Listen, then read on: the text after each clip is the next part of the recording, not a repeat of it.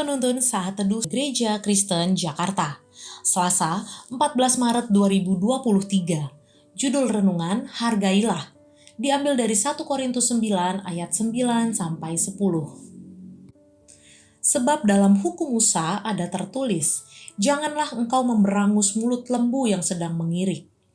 Lembukah yang Allah perhatikan, atau kitakah yang Ia maksudkan? Ya, untuk kitalah hal ini ditulis, yaitu pembajak harus membajak dalam pengharapan dan pengirik harus mengirik dalam pengharapan untuk memperoleh bagiannya. Rudi adalah seorang pengusaha. Ia sedang bergumul akan pekerjaannya. Ia menceritakan persoalannya kepada seorang konselor.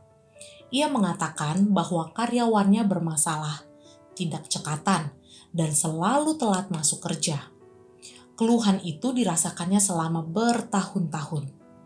Dia sudah menegur karyawan itu secara langsung. Dia juga sudah memberikan peringatan keras, namun tetap saja tidak ada perubahan. Konselor itu memberikan nasihat agar memberikan perhatian penuh dan membangun lingkungan kerja yang sehat. Pengusaha itu mulai datang paling awal dan pulang paling akhir. Dia juga melakukan beberapa pendekatan secara personal dan relasi mendalam. Ia berhasil. Kinerja karyawannya berubah menjadi lebih baik. Ia memilih untuk memperlakukan secara manusiawi dengan penghargaan yang layak kepada karyawannya. Bahkan dia menaikkan gaji karyawannya. Bisnisnya pun makin maju dan produktif. Paulus mengutip ayat ini dari Ulangan 25 ayat 4. Janganlah engkau memberangus mulut lembu yang sedang mengirik. Dan diteruskan dengan pertanyaan retoris, lembukah yang Allah perhatikan?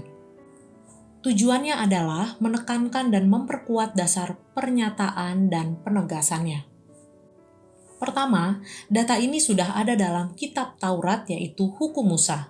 Kedua, firman Tuhan dalam Perjanjian Lama tetap penting dan sesuai dalam penerapannya. Ketiga, ilustrasi ini sebagai kiasan dari lembu. Kiasan memiliki arti tentang pentingnya menghormati dan menghargai seorang pekerja, karyawan, pelayan Tuhan, atau hamba Tuhan. Ketika sedang bekerja, jangan menekan, memaksa, apalagi mencelakakannya.